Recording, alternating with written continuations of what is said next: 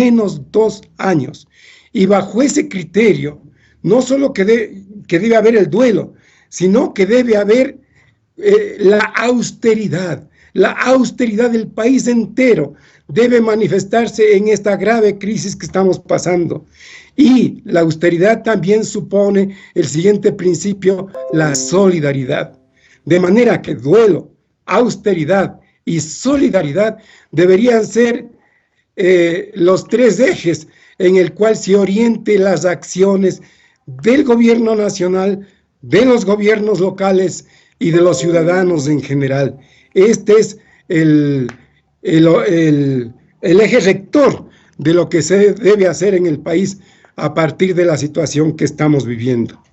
Exactamente, pero bueno, ¿cuáles son las propuestas de ustedes que están presentando o quieren presentar para que se les tome en cuenta dentro de este debate que, como digo, inicia el día de hoy?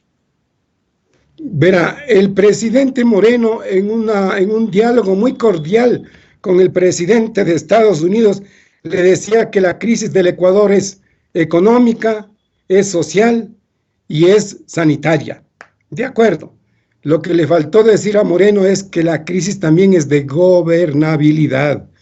Realmente no hay gobernabilidad. El gobierno se dice y se contradice. Dan un dato y ellos mismos lo rectifican.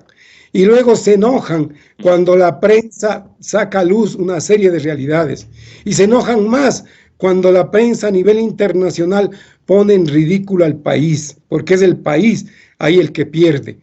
Frente a todas esas situaciones, entonces, busquemos soluciones en el mismo orden, económicas, sociales, de sanidad o de salud pública y políticas también.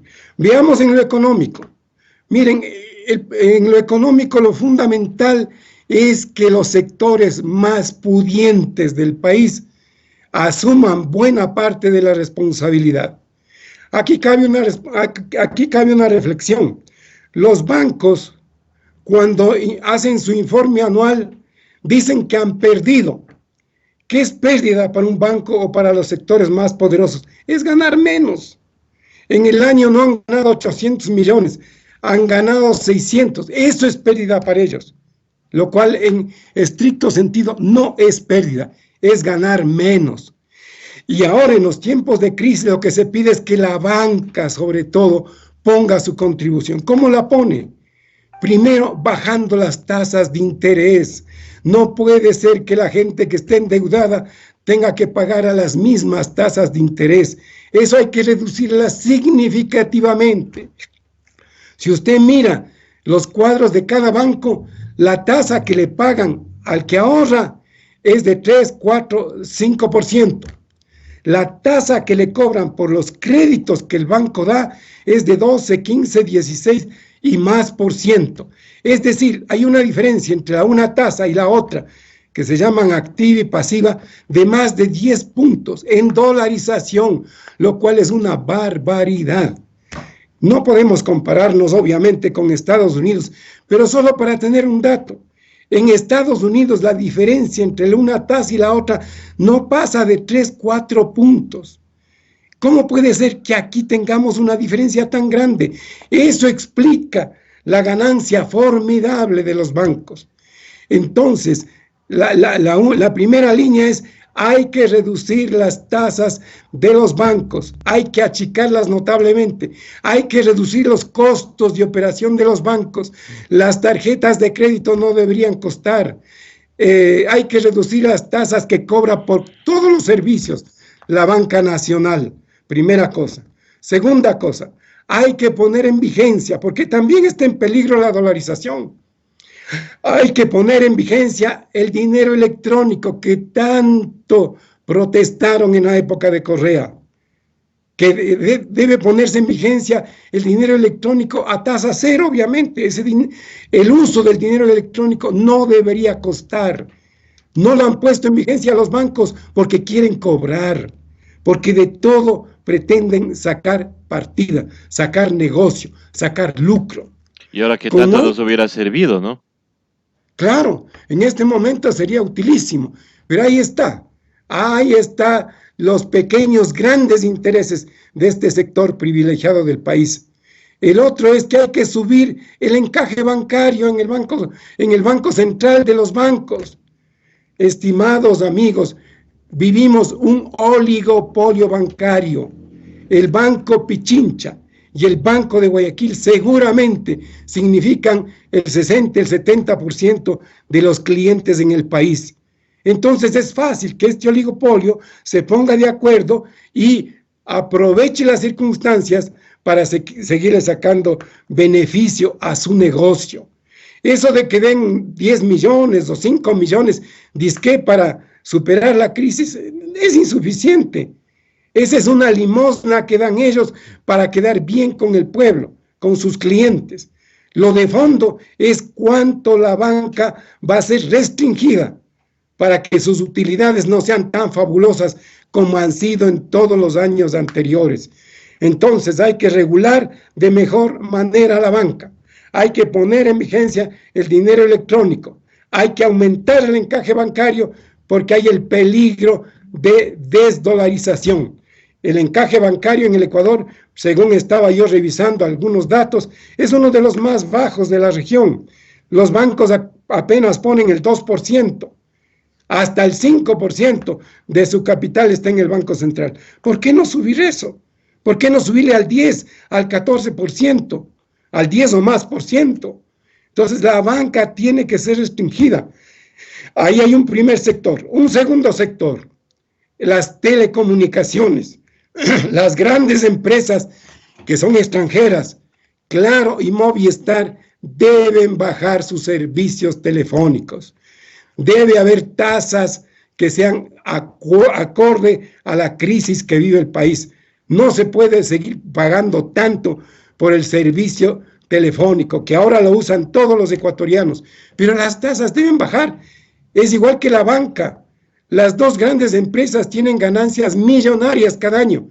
Bueno, pues ganen menos este año, pero hay que bajar las tasas en beneficio del consumidor. Y en el tema de la telefonía celular, yo sostengo un criterio que a mí me parece fundamental. Hay que eliminar el prepago.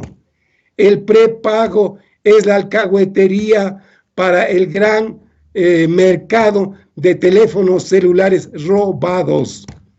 Porque cualquier ladrón que roba vende el teléfono, usted va a cualquier lado y a través de prepago pone 5 o 6 dólares y está lista el nuevo teléfono para seguir operando. Deben haber solo planes en el sistema de telefonía celular. Ahí se identifica el ciudadano, ahí se identifica quién tiene ese teléfono, etcétera. Se puede rastrear, pero con el prepago eso es imposible. No hay manera de rastrear.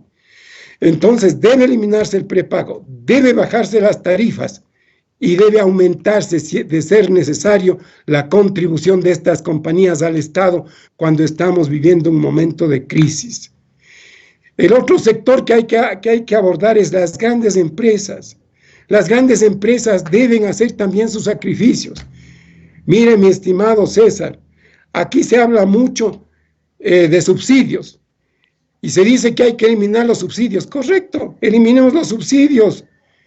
Pero mis estimados amigos, solo cuando se trata del pueblo llano se dice subsidios. Cuando se trata de los sectores más altos ya no hay subsidios. Ahí son tienen incentivos. otros nombres. Hay incentivos. Claro, pero mire lo que hay que eliminar. Por ejemplo, el uso de energía eléctrica. El servicio eléctrico a las empresas vale menos que lo que paga usted mensualmente en su tarifa de consumo eléctrico. ¿Por qué paga menos? Porque hay que incentivar, porque hay que ayudarles a que sean más competitivos. Oiga, eliminemos pues ese subsidio. Claro. Que las grandes empresas y en general las empresas paguen la tarifa de luz, que es la correcta, que por cierto debe bajarse para todo el mundo. Pero ahí hay un subsidio que nadie dice nada.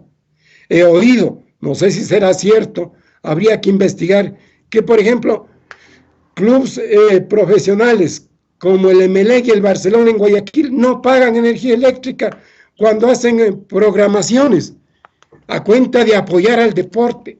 No sé si será igual aquí en Quito, pero me parece una barbaridad. porque cada vez que hay un partido de fútbol y se prenden las luminarias, eso equivale a dar energía eléctrica a un barrio entero de la ciudad. Es decir, todos los ciudadanos tienen que contribuir para que estos equipos, por ejemplo, que ganan, que no es que hacen una presentación gratuita, que ganan cada vez que se presentan, tengan beneficios a través del consumo eléctrico. Hay que eliminar subsidios, ok, pues eliminemos esos subsidios. Eliminemos el subsidio a los exportadores. ¿Qué es el servicio exterior ecuatoriano? Está el servicio de los exportadores. Eso ha sido así siempre. Eso lo hacen todos los países, pero ahí no dicen nada. Y ahí creo que hay que recortar el número de embajadas y de consulados. Debemos vivir la austeridad que exige el momento y el tiempo que demanda la circunstancia del país en crisis. Hay que eliminar embajadas, hay que reducir consulados, hay que bajar sueldos del servicio exterior. Ahí no puede ser un embajador $12,000, pues, mensuales. Imagínese, o sea, no puede ser. Imagínese.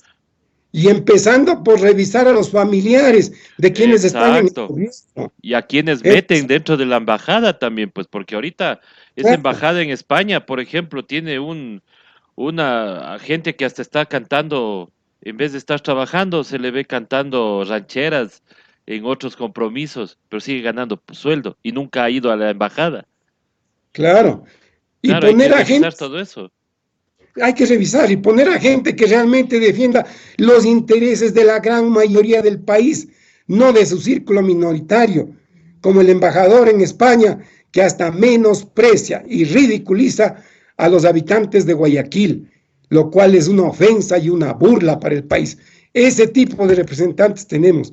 Eso debe ser revisado y debe ser cambiado, eliminado a la cuota política, que no es más que una manera de enriquecer a la propia familia, que ya son ricos, porque no me digan que el señor Roldán pertenece a la clase media, ha sido rico, para nada. Entonces eso debe revisarse, de tal manera que hay que hacer reducciones, claro que hay que hacer reducciones, en el Ejecutivo, en el Gobierno Central, claro que sí. Hay que revisar, por ejemplo, y hay que eliminar las pensiones vitalicias a los expresidentes. Es una alcahuetería que la señora Rosalía Arteaga, que apenas estuvo, creo que 4 días de presidenta de la República, reciba tremenda pensión vitalicia. No estuvo solamente horas nomás creo que estuvo, porque creo que se nombró en la mañana y al otro día ya estuvo el Congreso instalado para ponerle a Fabián Alarcón. Creo que fueron 8 o 10 horas máximo que estuvo de presidenta. Pero imagínese la barbaridad. Es una barbaridad, que por de ejercicio tenga una pensión de $5,000, vamos a ponerlo en números redondos. Es una barbaridad, eso debe eliminarse.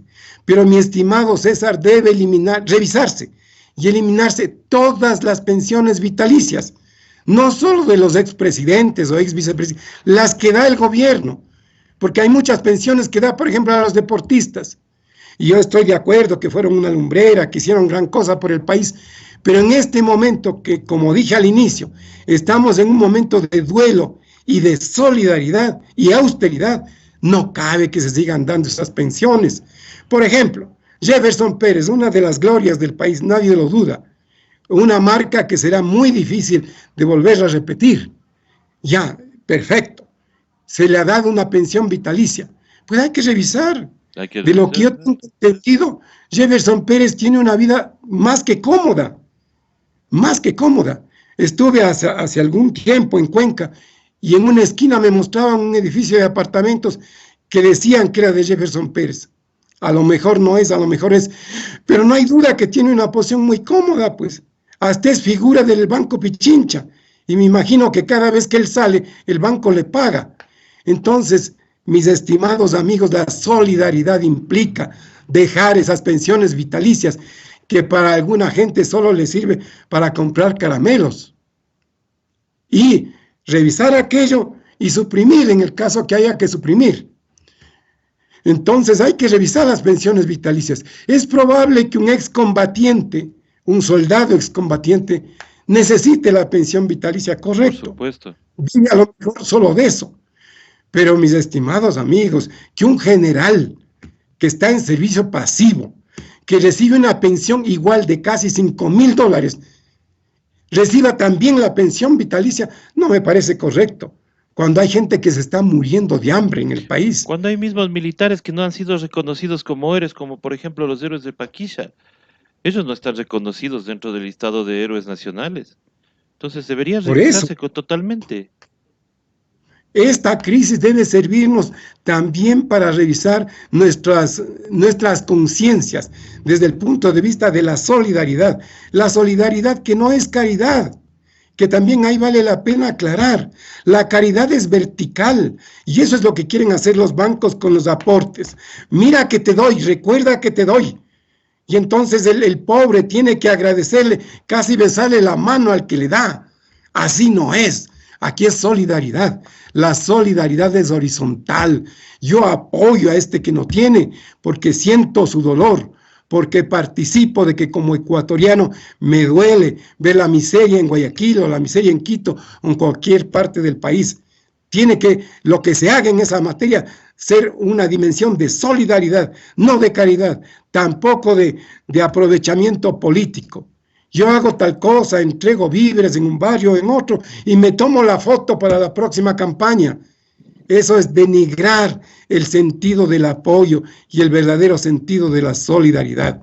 Se trata de la solidaridad que no ofende a quien la recibe, sino que le considera un ser digno de recibir el apoyo de otro ecuatoriano, de otro hermano.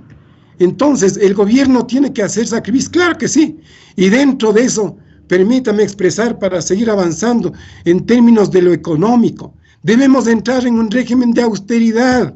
El gobierno nacional y los gobiernos locales deben suprimir la partida de propaganda. Es ridículo, es absurdo, es ofensivo que un gobierno nacional o que un gobierno local se gaste en propaganda cientos y a veces miles de dólares para promover la figura del alcalde, la alcaldesa o del presidente. Eso es ridículo en un país que está en crisis, en un país que está en duelo. Eso debe suprimirse. Y al suprimir aquello, también suprimimos a ese periodismo de pauta, a ese periodismo que vive de la pauta, mercenarios de la comunicación. Esos no son verdaderos periodistas, no son verdaderos comunicadores, porque simplemente halagan al poder de turno. Y cuando el poder de turno no tiene plata para darles, entonces se bajan de la camioneta. Eso hay que suprimir. A mí me molesta, por ejemplo, que recién en plena crisis, el alcalde de Riobamba, pretendiendo gastar en publicidad y en comprarse un carro, intervino la Contraloría y bien, pero luego sale un dato más reciente. La alcaldesa de Guayaquil destina miles de dólares a publicidad y ahí sí no aparece la fiscalía, No. ahí sí no aparece la Contraloría. Le tienen ahí no miedo, aparece... parece, a la alcaldesa de Guayaquil, porque hicieron allanamiento nomás en la prefectura de Chimborazo. Hicieron el Así es, allanamiento días atrás y el mismo caso de la señora alcaldesa de Guayaquil, y resulta que a ella nadie le va a hacer un allanamiento, ni siquiera le piden cuentas. Lo único que ella dice es que ha contratado esta publicidad, dice, para hacerles entender a los guayaquileños lo que es del COVID-19. Si no hay necesidad de pagar eso, ella tiene espacios en los canales que son gratis y puede pedir al así gobierno es, mismo. así Entonces, es. ahí está, eso también es también de señalar que también tenemos una justicia y una fiscalía, pues obviamente a la casta, ¿no? Claro, está sesgada sin duda. Pero mire, dentro de ese régimen de austeridad deben prohibirse que se hagan celebraciones de aniversario de lo que sea. Ah, No puede gastar el municipio de cualquier parte cantidad significativa en las fiestas. Eso es absurdo. Debe eliminarse, debe prohibirse estos 2 años de duelo que estoy sosteniendo que debería haber en el país. Eso debería servir para mantener los servicios básicos de la población. Debe prohibirse que se levanten monumentos en cualquier parte del país. No puede ser que un municipio esté más preocupado en el monumento que en el agua potable para sus habitantes, que en los caminos establecidos de una manera adecuada, que sean transitables, en servicios básicos como alcantarillado, como agua potable, como luz eléctrica, y sin embargo se gastan en monumentos. Eso es absurdo. Los municipios deben entender que lo más importante es el bienestar de sus ciudadanos, no el gran malecón, no la gran obra, no las obras de relumbrón, no el adorno del parque como un monumento. Eso es absurdo. Debemos entrar en una etapa de austeridad, de cierta disciplina dentro de eso. Y permítame, topando los gobiernos municipales, debería haber una clasificación de municipios. Los municipios más grandes, los municipios medianos y los municipios pequeños, para que los sueldos guarden esa misma proporción. No puede ser, por ejemplo, cito, no tengo el dato exacto, cito solo como ejemplo, no puede ser que el alcalde de Cojimíes gane más que el alcalde de Guayaquil. Es absurdo. No puede ser que el alcalde de Tabacundo gane más que el alcalde de Quito. Es absurdo. Entonces debe haber una clasificación de municipios, porque a cuenta de la famosa autonomía que ha servido para alcahuetería en todos los niveles, cuando se oye autonomía, yo tengo mis dudas, porque esa es una alcahuetería. Vea usted la autonomía del colegio de abogados. Yo soy abogado, yo ejercí, ahora estoy jubilado. Pero la famosa autonomía del colegio de abogados es cuento. ¿Cuándo un abogado ha sido sancionado por ese colegio? Nunca. Y hay cantidad de casos de abuso de abogados, de una manera rapaz, explotar a los clientes. ¿Cuándo un colegio ha sancionado a médicos por mala práctica médica? Entonces los colegios, a cuenta de autonomía, han hecho lo que les ha dado la gana. Las universidades privadas, a cuenta de autonomía, han hecho lo que les ha dado la gana. Han abusado del estudiante. Han abusado para levantar grandes y fastuosos edificios, sin importarles el área académica, la investigación, la preparación, la formación. Más interesa la obra de relumbrón. Debemos entrar en una etapa de austeridad y el país, para salir adelante, tiene que considerar a todos los niveles que debemos entrar en una seria etapa de austeridad. Exactamente, pero austeridad bien, bien definida, pues obviamente, porque recuerde usted que cuando entró Lenín Moreno dijo que había una austeridad, bajó los sueldos de ciertos, ahora ya no se acuerdan que se les bajó los sueldos a la Asamblea Nacional, se bajó sueldos también a muchos servidores públicos que están tan satanizados en este momento, y dijo que se iba a vender un avión presidencial, hasta ahora no lo han vendido. Es más, no sé para qué está sirviendo ahora, si ahora no viaja el presidente, sino al contrario, hay suspicacias sobre si vino o no en ese avión el asesor que hoy está con el señor Otto Sonnenhorner.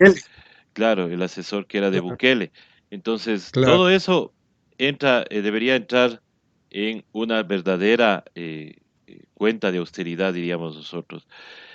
Cuenta de austeridad, por ejemplo, obviamente se van a quedar sin trabajo, pero ¿por qué un funcionario debe tener chofer?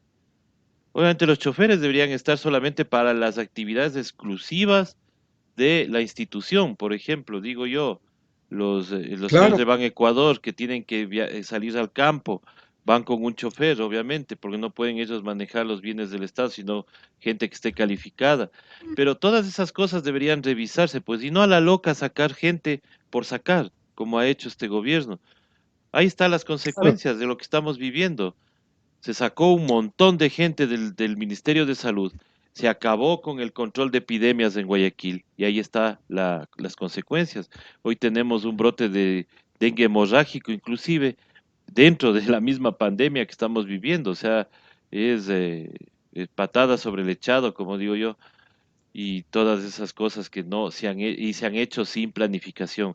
Por ejemplo, tenemos esa secretaría que quedó de lo que era las Emplades, quedó Planifica Ecuador. Planifica Ecuador no da, pero ni un documento de los estudios, de la planificación que se ha hecho para este nuevo año, para esta pandemia. No se ha hecho nada. Por ejemplo, eso debería desaparecer de una vez. Ya no debería existir. Bueno, eso es un poco discutible, mi estimado César, porque la planificación es fundamental en todo gobierno. Lamentablemente este no lo ha hecho. Ujú. No tenía posibilidad de hacer, pero es importante tener la planificación a Por nivel de gobierno supuesto. nacional, de gobiernos locales, de entidades privadas. La planificación es muy importante. Pero no Pero déjeme, destrozarle como le destrozó a la Cenecit, pues. ¿Cómo es? A de, las Emplades, perdón. de acuerdo, de acuerdo. Eso hay que reestructurar si es necesario. Pero déjeme anotar ahí un punto. El presidente, a cuenta de quedar bien con la población, dice que se baja su sueldo a la mitad. Y como hay una norma que establece que nadie ganará más que el presidente, Nueva eso tabla significa que salarial. todo el sector público se baja, lo cual también es pura demagogia, es absurdo. ¿Cómo puede pauperizar al sector público? No se debe permitir. ¿Cómo puede pauperizar de tal manera que usted encuentre un buen profesional por $800? Eso es absurdo. Eso es pauperizar a un sector muy importante. Ni despidos ni pauperización. Deben tener salarios dignos y no debe despedirse al sector público. Ese es el canto de sirena del neoliberalismo. Por eso destrozaron la salud, han destrozado la educación y siguen destrozando distintos sectores. Eso debe pararse, porque si algo nos está demostrando esta pandemia es que el sector público es la clave, es lo más importante. En esta línea, en la primera línea de lucha contra el COVID-19 está el sector público, están los médicos de los hospitales públicos, enfermeras, están los asistentes, están la gente de limpieza, está todo el del sector público. Los médicos del sector privado están muy bien en sus mansiones porque han hecho mucho dinero. Es un buen grupo de esos médicos están en sus mansiones, que no me vengan con cuentos. Entonces aquí hay que fortalecer el sector público de la salud, no tanto el sector privado que se ha aprovechado de todo esto para poder levantar grandes fortunas. Exactamente. Eso lo estamos viendo en todo lado, en todo el mundo se están dando cuenta de que el Estado es quien debe cuidar de la salud del pueblo. Qué pena que acá todavía no entiendan y sigan en su cantaleta y en su propaganda de que están haciendo las cosas bien. Yo, la verdad, Carlos, y me va a disculpar por lo que voy a decir, pero o sea, ya hasta cae mal el hecho de que diga el señor presidente, estamos preocupándonos de nuestros viejitos. Dice, pero ¿dónde está pues la preocupación? No hay, no se ve. O sea, todo se dice que sí que va a venir las canastas, que ya les van a dar de alimentos, pero ¿dónde están?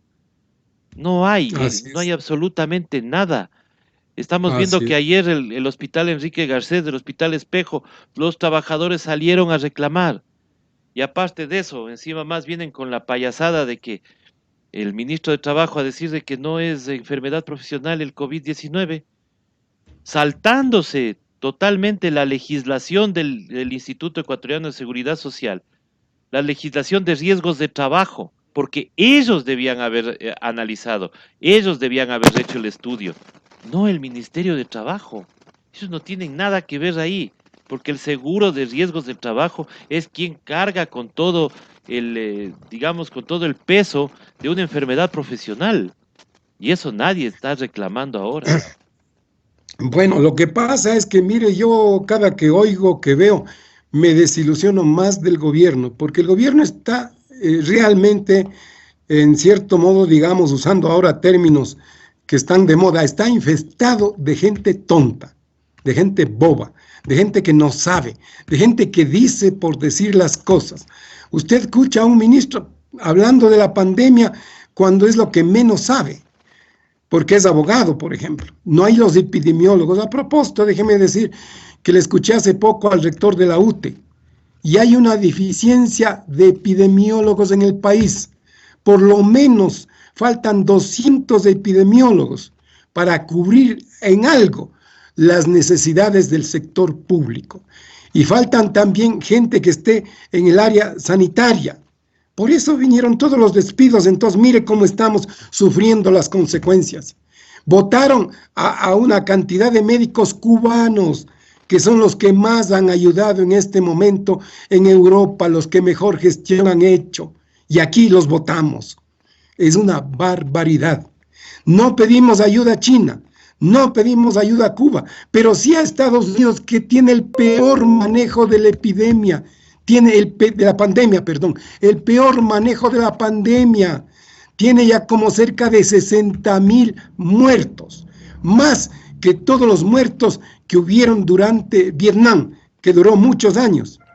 Entonces Estados Unidos está sufriendo la peor crisis, con un presidente que tampoco sabe nada, ni tiene idea de a dónde debe ir. Pero a ellos les pedimos ayuda y nos olvidamos de los que sí son capaces. Permítame aquí ponerle un ejemplo futbolístico. Es como coger de director técnico a un norteamericano, porque viene de Estados Unidos, en vez de coger a un argentino, a un uruguayo, a gente que ha ganado Copas Mundo. Cogemos a uno que viene, porque viene de Estados Unidos. Es absurdo, pues, es absolutamente absurdo. Atenta a la inteligencia de la mayoría de ecuatorianos. ¿Cómo puede ser que pidamos ayuda al país que más mal ha manejado la crisis? Pues que es nuestro amigo, pues ahora es nuestro aliado.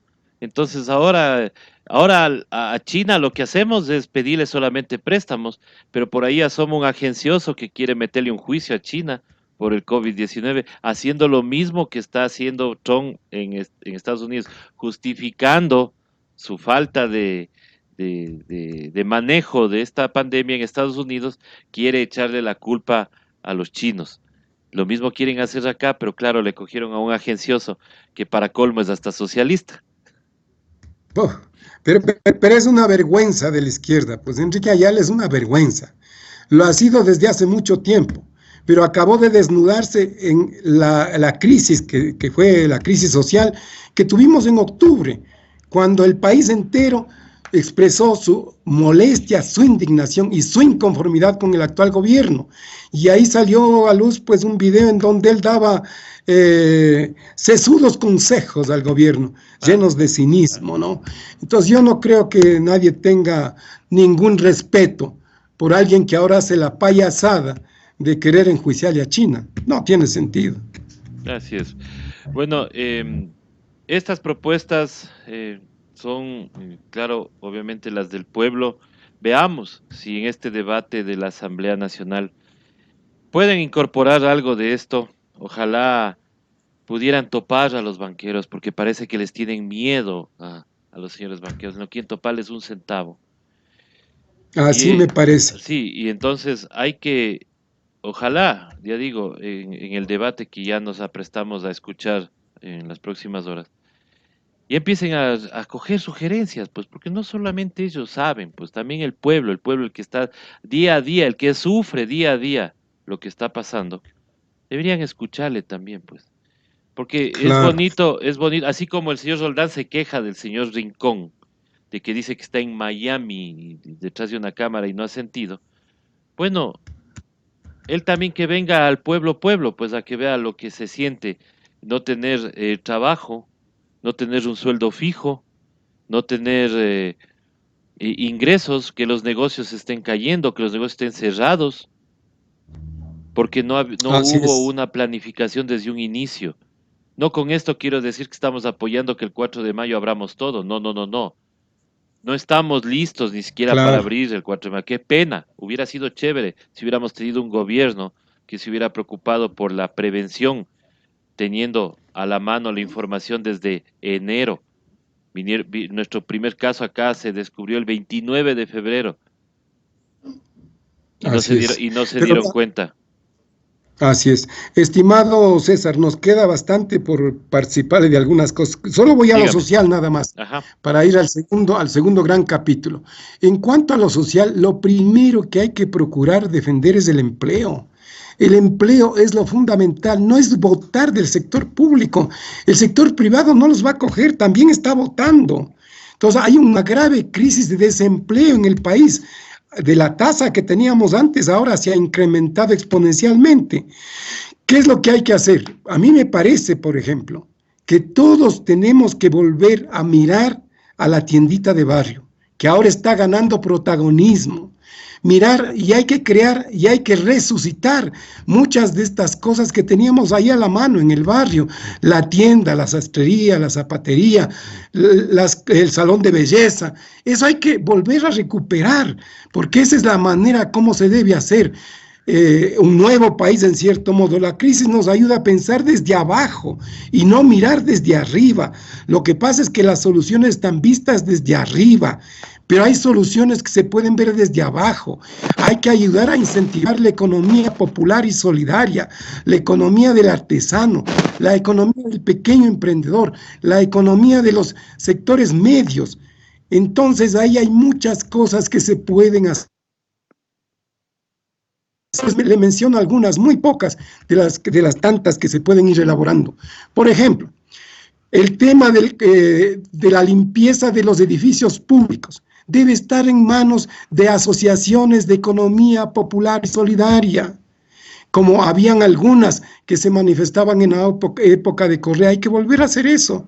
Las guardianías tienen que estar en manos de gente que se organice, del pueblo, de los sectores medios, que se organicen. No podemos confiar a grandes empresas que siguen haciendo su gran capital, ¿no? Esas empresas de seguridad que son hasta transnacionales. No, pensemos en lo local. Tenemos que dar posibilidad a los negocios hechos aquí. Quizá podamos comer menos en KFC, menos en McDonald's, menos en esas empresas que tienen la patente transnacional y que significa que algo de lo que dejamos ahí se va fuera del país. Se va fuera del país. Entonces debemos pensar en fortalecer la economía local. Estoy pensando, por ejemplo, en que las cárceles del país, los internos, los que están detenidos, la alimentación de ellos debe estar en manos de empresas de alimentos, de economía popular y solidaria. Imagínense lo que es que empresas de economía popular y solidaria puedan dar de comer a los que están detenidos en Latacunga, que entiendo que es de las cárceles que más detenidos tiene. Supongamos que, creo que son más, pero supongamos que sean 2.000 los detenidos. Imagínense lo que es 2.000 diarios de comida, multiplicado por 10, que sería el valor promedio de lo que valdría desayuno, almuerzo y merienda. Ahí tenemos para mantener a la economía popular y solidaria en Cotopaxi, de varios emprendimientos que pueden tomar nota de esto. Y lo que digo de Cotopaxi, digo de cualquier otra ciudad donde hay cárceles. Eso paga el Estado, porque tiene que ir a grandes empresas, tiene que ir a la economía popular y solidaria, tiene que ir al pequeño emprendedor, a la pequeña vendedora, a los pequeños negocios. Así se reactiva la economía. Entonces, tenemos que buscar cómo generar posibilidades de que se vaya empleando más gente. Se habla mucho, y yo creo que uno de los renglones que más potencial tiene el país es del turismo. Hay que buscar cómo rehacer el turismo. Pero por favor, y esto creo que es de sentido común, el turismo solo tendrá posibilidad y vigencia si hay una buena seguridad. Nadie va a un país donde por visitarle 8 días le han robado, o porque por desgracia ha sufrido un accidente y nadie le ha atendido, o le han asaltado, bueno, cosas de esas. La seguridad es clave. Y me permiten decirles que buena parte de la seguridad de las grandes ciudades está descuidada, está desmontada. La seguridad que estaba basada en los barrios, con las UPCs, con las brigadas barriales, está desmontada. De mi sector donde yo vivo, que es al sur de la ciudad, por lo menos se han levantado 3 o 4 UPCs para crear una que sirve a toda una zona grande. Claro, cuando se llama a la policía nunca está, son tan pocos. Entonces, el turismo debe fundamentarse en una adecuada seguridad ciudadana, y la seguridad ciudadana también se fortalece cuando hay un inteligente y adecuado manejo de la policía. La policía está mal manejada, no hay policía urbana, no hay policía que sirva a los barrios. Eso lo escuchamos todos los días, y es porque han desmantelado la estructura de seguridad ciudadana basada en cada uno de los barrios de donde puedan realizar actividades. Entonces, en lo social hay que impulsar el empleo. Obviamente que no estamos de acuerdo con que se reduzca el empleo del sector público. Hay que incrementar el sector de salud. Hay que incrementar el número de trabajadores y de empleados del sector de educación, que también es clave, es importante, y es otra de las áreas descuidadas y más maltratadas por el inteligente presidente que tenemos. Pero eso debe fortalecerse. Fíjese usted cuán útil es que la ciencia y la tecnología que han sido abandonadas en este país y que debe fortalecerse, ahora juega un papel vital la ciencia y la tecnología. Yo veía un reportaje, no uno, sino varios, de cómo Yachay está colaborando para hacer posible el que sea más rápido los resultados de los exámenes que se hace a la gente sobre el COVID-19. Ahí está Yachay, de la que tanto han denigrado, a la que tanto le han dado palo, de la que tanto han hablado mal, y creo que son los primeros graduados de Yachay. Ahí está Iquian, en Amazonía, que también está colaborando con el problema que tenemos. Es decir, hay que fortalecer ciencia y tecnología pública. Otra vez hay que subrayar lo público. Debe ser enriquecido, debe ser fortalecido, debe ser tomado en cuenta en un nuevo esquema de economía. En lo social, entonces, está el empleo, está la educación. Tenemos que trabajar en una educación adecuada.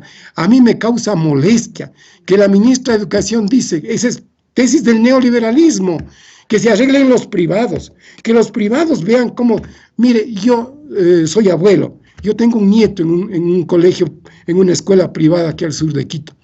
¿Sabe que en esta pandemia mandaron una hojita diciendo que paguen la matrícula, perdón, que paguen la pensión mensual? Y estamos de acuerdo, hay que pagar. Pero ¿sabe que otros ponían transporte? Por favor, pues, ¿cómo puede haber transporte en estas circunstancias? ¿Cómo pueden cobrar los planteles privados transporte? Y en otros hasta le ponen lunch. Por favor, pues eso es una tomadura de pelo, eso es una farsa, eso es burlarse del padre de familia que está haciendo esfuerzos para mantener a sus hijos en planteles privados. Entonces la educación también debe ser revisada. A lo mejor hay que eliminar los uniformes. No deberían haber uniformes, porque la austeridad lo exige, estos principios que yo decía al principio, al inicio de esta intervención. Entonces debe eliminarse los uniformes. Le cuento que en los planteles privados cada año hay que comprar nuevo uniforme, porque le han cambiado el logo, porque le han puesto de otra forma, porque le han puesto una rayita, por mil cositas que hacen.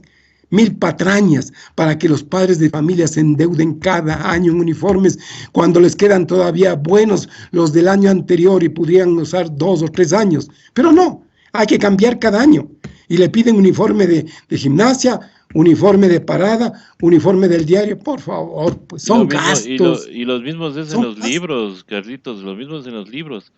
En los libros Claro. piden, pero maravillas de libros con el tremendo editorial que es carísimo. Y para que ni usen, porque ahorita ni siquiera están usando, porque están usando otro tipo de material, ¿no? Entonces todo eso debería revisarse y el ministerio debería ver de que dentro de esta austeridad también deberían pedir a los colegios particulares especialmente que no, pues no se aloquen pidiendo libros, porque los libros ni siquiera los utilizan. Así es. Y el tema es que además cuando utiliza, a veces en las escuelas, en los colegios, es medio normal que estudien hermanos.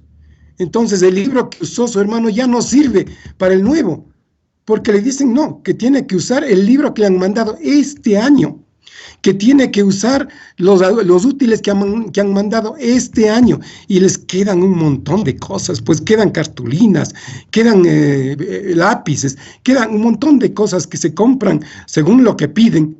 Son gastos para los padres de familia. Por favor, entremos en una etapa de austeridad, entremos en una etapa de solidaridad, entendamos lo que es la solidaridad. No permitamos o no nos permitamos, esto va a la conciencia de la gente, no permitamos sacar provecho de la crisis. Eso es criminal, como están sacando provecho de esta crisis unos cuantos vivos, entre comillas, que se aprovechan del dolor ajeno. Debemos vivir una etapa de austeridad y de solidaridad, y eso debe marcar el vivir ciudadano, pero sobre todo la gestión de los gobiernos nacional, local. y de las distintas gestiones de las empresas, grandes, pequeñas, medianas, lo que fuere. Entonces, en lo social hay que defender el empleo, claro, y hay que propiciar nuevos empleos, claro, y no hay que permitir que sean despedidos de la manera como están siendo, inmisericordiamente del sector público y del sector privado. Eso no puede suceder. Que hay que regular las relaciones de trabajo, yo estoy de acuerdo. Hay nuevas modalidades de trabajo ahora, el trabajo desde casa debe ser regulado. Probablemente ahí lo que se imponga sea la tarea, no el horario, porque ahí también están explotando, le cuento.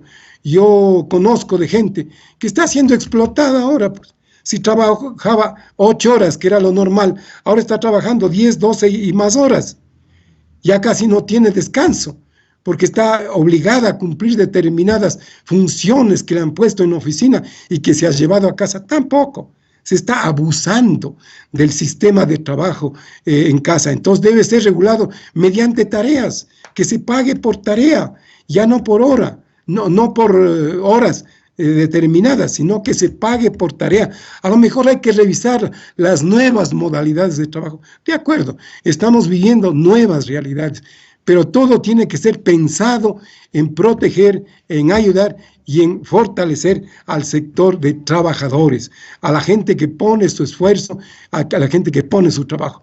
Ahora van a abrir para la construcción. ¿Cuántos albañiles caerán en esta pandemia?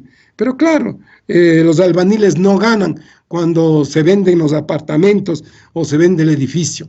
Hay una cicatería empresarial que no hace que se repartan sus utilidades. Y eso ha sido así toda la vida, mi estimado César. Nuestro empresario es un empresario que vive y que hace su fortuna en base a dos líneas fundamentales. La una, pagar salarios de miseria, y la otra, no pagarle al fisco. Esa ha sido la manera de enriquecerse del sector empresarial. No son competitivos. Siempre están buscando que el Estado les proteja. No tienen el sentido de una libre y honesta empresa. La honestidad no es la característica, sino la excepción. Así han hecho fortuna. Y es hora de que pensemos que solidariamente, que pensemos que estamos pasando un duelo y que hagamos esfuerzos porque el país salga de esto, pero que salgamos juntos todos. Que el país tenga que sufrir una recesión, de acuerdo, pero que la paguemos todos, no solo el sector medio y el sector pobre, sino la clase alta, sino también los empresarios de alto nivel, que también paguen el costo de esta crisis. Así es, mi estimado Carlos. ¿Alguna otra sugerencia más que tengan en carpeta? Ay, tenemos tantas, pero mire, le doy una sola. Habría que revisar desde el punto de vista legal la conformación de la Asamblea Nacional. Hay que aumentar el número de habitantes para que hayan menos asambleístas. No bajar a uno por provincia, que también es una barbaridad. Eso no funciona. Pero deben bajar el número de asambleístas. Pero hay otra cosa. Yo fui profesor de Derecho Constitucional. Mire, yo no sé cuántas constituciones no he hecho el estudio. Perdón, Carlitos, perdón que le haga esta pregunta. ¿Qué edad tiene usted? Disculpe que le haga esta pregunta. No, yo no tengo problema de decir, pues las mujeres sí suelen tener problemas. Yo tengo 72 años. Bueno, ¿qué edad tendrá el señor presidente de la Corte Constitucional? El presidente actual. No, bueno, le cuento que él fue profesor en la Católica, yo estudié en la Católica. No sé qué edad tenga. Pero él será mayor a usted. No sé, no le podría decir. Porque según él dice que él es el más antiguo de los profesores de Derecho Constitucional. No, no es cierto, no es cierto. Eso es lo que contesta él. Pero él era profesor de Derecho Constitucional, eso es cierto, en la Católica. Pero lo que le quiero decir, mi estimado César, no sé cuántas constituciones existan en el mundo que tengan diputados, senadores o asambleístas, en el caso nuestro, representando al exterior. Con todo respeto, esa fue una novelería correísta. ¿Se merecen apoyo a los migrantes? Claro que sí, pero no, pues que estén representados en la asamblea. Eso hay que eliminar. Al ciudadano o a los ecuatorianos que viven en Nueva York están más preocupados de lo que haga Trump que lo que haga Moreno. A ellos les afecta más las leyes norteamericanas que las brillantes leyes que hagan acá. Tienen su corazón en su tierra, cierto, pero eso no da derecho a que tengan representantes, pues se haga una evaluación y se verá que poco o nada han hecho de bueno los representantes del exterior. Eso hay que suprimir. Claro, eso requiere una reforma constitucional, estoy de acuerdo. Bueno, y en tema del Estado tenemos una cantidad de propuestas que obviamente no nos da el tiempo para seguirlas tratando. Yo le agradezco, Cecitar, creo que estamos llegando al final. Le Exactamente. agradezco que podamos profundizar en cada tema y va a ver que todas están hechas en la perspectiva ciudadana. Hay que mirar desde el valle, no desde la altura. Y nosotros creemos que ahora tenemos que entrar en austeridad, tenemos que entrar en solidaridad y que tenemos que declarar 2 años de duelo nacional. Estamos de duelo el país entero. Cada día muere más gente. Y no es justo que el presidente ponga 3 días de duelo por los muertos de Guayaquil. Por favor, pues, por Bueno, favor. 15 puso. A 15 puso, 15 perdón. puso. Ha sido un poquito más, pero aún eso es insuficiente para la cantidad de muertos que hay en todo el país y que habrán mientras la pandemia dure y sea tan mal manejada por este gobierno. Exactamente. Queremos agradecerle, Carlos, nuevamente por haber asistido a esta entrevista aquí a Hoja de Ruta. Realmente muy valioso su análisis, muy valiosa las sugerencias. Realmente hemos anotado todo esto para ir eh, viendo las posibilidades, ¿no? De cómo se podrían canalizar para que lleguen a la Asamblea Nacional. Esperamos también que ustedes ya como colectivo hagan el documento correspondiente y de igual manera hacerles llegar allá. Muchas gracias a todas las personas que se han conectado, muchas gracias a todas las personas por sus comentarios. Efectivamente, acá veo uno y resalto uno de los comentarios que dice que hay que hacer un análisis por sector, realmente sí. El sector turístico, por ejemplo, está teniendo bastantes problemas y, claro, obviamente, ¿de dónde van a tener ellos para poder, como es mantener a sus empleados, obviamente? Pero hay grandes cadenas de hoteles, hay grandes mayoristas de turismo que sí podrían, pero ellos son los primeros que son los que despachan al personal. Mejor las empresas pequeñas son las que mantienen a su personal hasta, y eso dicen, hasta el último, hasta que el agua les llegue al cuello. Así es que hay que ir analizando todo esto, pero no podemos permitir que toda la carga de la crisis se venga solamente para el pueblo ecuatoriano y no para los que más tienen, aunque el gobierno diga lo contrario. Muchísimas gracias a todos. Nos volvemos a conectar más tarde con el doctor Richard Pinargote, con quien hablaremos ya de nuestros temas médicos. Vamos viendo y vamos desvirtuando también que, los supuestos tratamientos que hacen, que están ofertando algunas personas, porque todavía no hay una medicina para el COVID-19, todavía no existe. Si algo hay es un paliativo o algo que ha dado resultado, pero en ciertas personas, nada más. Así que muchísimas gracias a todos, muchísimas gracias Carlos nuevamente y será hasta una próxima oportunidad. Con ustedes y nosotros nos veremos más tardecito.